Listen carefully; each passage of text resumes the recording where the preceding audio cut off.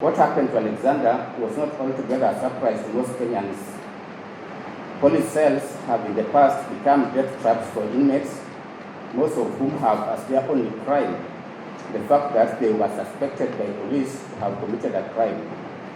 This judgment traces these events leading to the tragic death of Alexander and is an indictment without a shadow of a doubt of the Kenyan police cell, with specific reference to Diani police cell on the night of 18/19 of May 2012.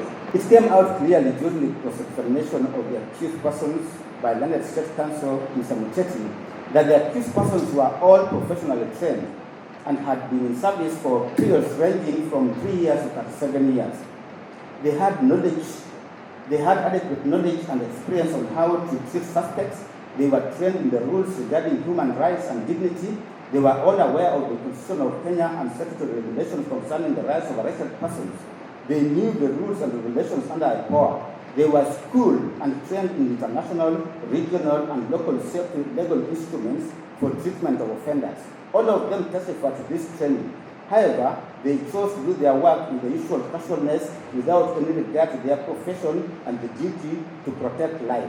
To them, these legal instruments were mere rules with no consequences whatsoever. The four accused persons, starting with the second accused, the senior most among them, let down the entire police force. Although he had served in the police force for over 37 years, the second accused let down Alexander John Monson, the deceased, at his greatest hour of need on earth. How four senior police officers could allow the death of a young man of 28 years die under their watch is the tragedy of this judgment. I have not been able to find who is responsible for the murder of the deceased. Yet I have found, beyond the shadow of a doubt, that the deceased was well at the time he was booked in the cell at about 2 a.m. on the material night or morning. I believe that the deceased suffered fatal injuries at the hands of people known to all the accused persons. However, due to what is referred to as black code of silence in the police force, the accused persons are bound to remain silent. However, while this silence may help them escape the hangman, it does not stop their responsibility to take care of the deceased the moment they became aware of that the deceased was unwell. The deceased came into their hands a healthy man. He left without his life.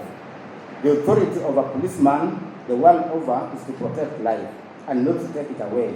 A cell is a safe place regardless of why the suspect finds himself in it. The prosecution had the responsibility of proving the offense of murder beyond a shadow of doubt. I do not think the prosecution sufficiently discharged that honors. However, the elements under Section 202 of the Penal Code were proved. This is to say, the accused persons had the duty to ensure that the deceased who was under their custody received immediate medical attention which they failed to dispense. The police reforms which have been carried in this country must count for something. IPOA is to be recommended for taking proactive action to ensure that the police reforms in this country succeed. Ongoing police reforms must have some meaning and must be pursued to a point where the result is clearly visible for the people of Kenya. The other lesson to be learned is that police will be held individually responsible for the negligent performance of their duty, and where they are joint performers, the extent of their negligence will count in mitigating their sentence when they are found liable. Every police officer will henceforth be individually accountable for the performance of their duty to protect citizens of this country. For the foregoing reason, I find and hold that while the prosecution has not proved the charge of murder, the prosecution has proved that the deceased died out of culpable negligence of the first, second, third, and fourth accused persons who failed to provide medical care for the deceased, leading to his death for the injuries he sustained at the Diani police station. In the upshot, I hereby convict the first, second, third, and fourth accused persons of the felony of manslaughter under Section 202 of the Penal Code. That is the judgment of the court. I have considered the litigation on behalf of the accused persons.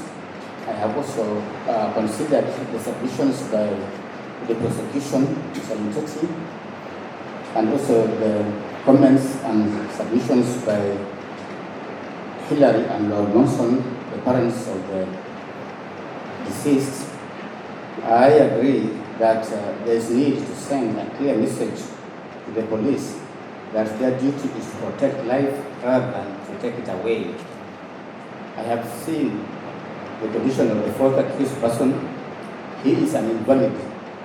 However, it will not meet the interest of justice if I fail to jail him to a term in prison.